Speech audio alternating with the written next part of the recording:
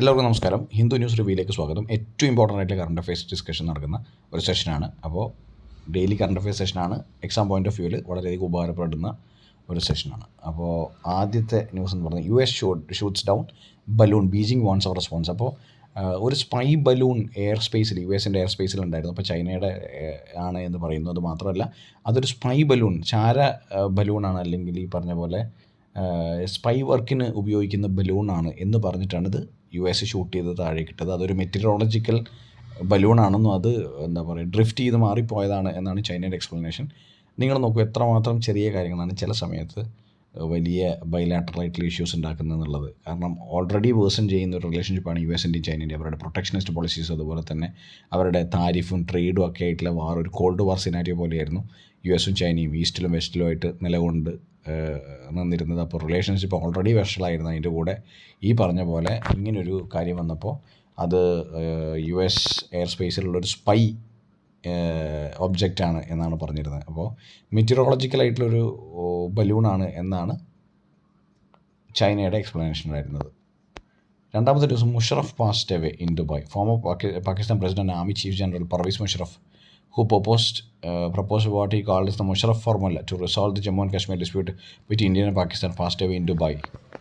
അപ്പോൾ മുഷറഫ്, മുമ്പ് പാകിസ്ഥാൻ പ്രസിഡൻ്റ് ആയിരുന്ന മുഷറഫ് മരിച്ചുപോയി എന്നതാണ് ഇമ്പോർട്ടൻ്റ് ആയിട്ടുള്ള മറ്റൊരു ന്യൂസ്.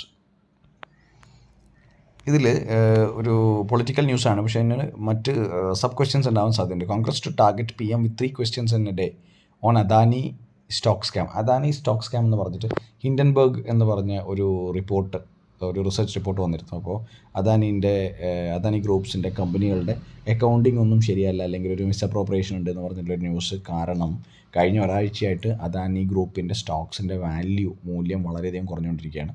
അപ്പോൾ അതാണ് റിപ്പോർട്ട്. പക്ഷേ ഇതിൽ കോൺഗ്രസ് ടാർഗറ്റ് ചെയ്യുന്നത് 3 ചോദ്യങ്ങൾ ഓരോ ദിവസവും ഈ പറഞ്ഞ കാര്യങ്ങൾ ചോദിച്ചിട്ട് മറ്റവർക്ക് പ്രഷർ കൊടുക്കുകയാണ്, BJPക്ക് പ്രഷർ കൊടുക്കുകയാണ് ചെയ്യുന്നത്. ഇതിൽ നമ്മൾ അറിയേണ്ട കാര്യം എന്ന് വെച്ചാൽ സ്റ്റോക്സുമായി ബന്ധപ്പെട്ട റെഗുലേറ്റർ സെബിയാണ്, securities and exchange board of ഇന്ത്യയാണ്. 1992 ആണ് ആക്ട്. 1988 നിലവിൽ വന്നത്. 92 ആക്ട്. അതുപോലെ തന്നെ capital markets, follow on public offering, IPO, initial public offering, അത് ഈ സ്റ്റോക്സും അതുപോലെ തന്നെ സെൻസെക്സും മറ്റേ ഈ പറഞ്ഞ ഇൻഡെക്സസും അതുപോലെ ക്യാപിറ്റൽ ട്രേഡിംഗ് ഒക്കെ ബന്ധപ്പെട്ടിട്ടുള്ള റെഗുലേറ്ററാണ് SEBI, securities and exchange board of India. അതൊരു ഇമ്പോർട്ടൻ്റ് ആയിട്ടുള്ള കാര്യമാണ്. എഡിറ്റോറിയൽ ദ ടാക്സ് ഗാംബിറ്റ് എന്ന് പറഞ്ഞിട്ട് ഒരു തലക്കെട്ടോടുകൂടിയുള്ള ഒരു എഡിറ്റോറിയലാണ് പബ്ലിഷ് ചെയ്തിരിക്കുന്നത്. Government should not stop nudging people towards safe long term savings എന്ന് പറഞ്ഞിട്ടുള്ള ഒരു ഇതിൽ ഇമ്പോർട്ടൻ്റ് ആയിട്ട് പറഞ്ഞിരിക്കുന്ന ടാക്സ് സിസ്റ്റം, ഇൻകം ടാക്സ് സിസ്റ്റത്തിൻ്റെ പുതിയൊരു ടാക്സ് ബെഞ്ച് മാർക്ക് കൂട്ടിയിട്ടുണ്ട്. അതായത് 5 ലക്ഷം എന്നുള്ളത് 7 ലക്ഷം ആക്കിയിട്ടുണ്ട്. അതൊന്ന് ഓർത്ത് വെക്കണം. 7 lakhs ഇപ്പോഴത്തെ പുതിയ കൺസെഷൻ റേറ്റ് എന്ന് പറയുന്നത്. 7 ലക്ഷത്തിന് മുകളിലുള്ളവർ, ആനുവൽ ഇൻകം ഉള്ളവർ ടാക്സ് കൊടുത്താൽ മതി. 5 ലക്ഷം വരെയുള്ളവർ 5 ലക്ഷം എന്നുള്ള പഴയ ബാർ മാറ്റിയിരിക്കുകയാണ്. വേറൊരു ഇമ്പോർട്ടൻറ്റ് ന്യൂസ് എന്ന് പറഞ്ഞാൽ ആന്ധ്രാപ്രദേശ് ക്യാപിറ്റൽ കൊനൻഡ്രം എന്ന് പറയുന്നത് കൺഫ്യൂഷൻ ഉണ്ടായിട്ടുണ്ട് ആന്ധ്രാപ്രദേശ് ക്യാപിറ്റലുമായി ബന്ധപ്പെട്ട്.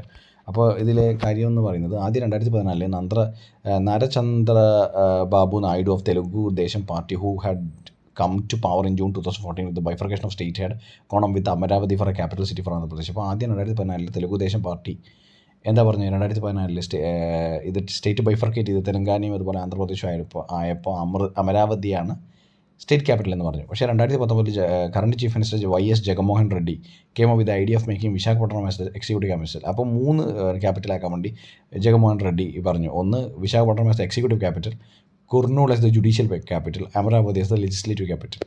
അപ്പോൾ ഇപ്പോൾ എന്താ പറഞ്ഞിരിക്കുന്നത്, 2022 ഫാമേഴ്സിൻ്റെ പ്രൊട്ടസ്റ്റ് കാരണം ആന്ധ്രാപ്രദേശ് ഹൈക്കോടതി പറഞ്ഞിരിക്കുന്നത് state government should follow through with the earlier APCRDA act where Amaravati would be the state capital. Amaravati തന്നെ ആക്കണം എന്ന് പറഞ്ഞിട്ട്. അപ്പോൾ ഇങ്ങനൊരു കൺഫ്യൂഷൻ ആന്ധ്രാപ്രദേശിൽ നിലനിൽക്കുന്നുണ്ട് ക്യാപിറ്റലുമായി ബന്ധപ്പെട്ട്.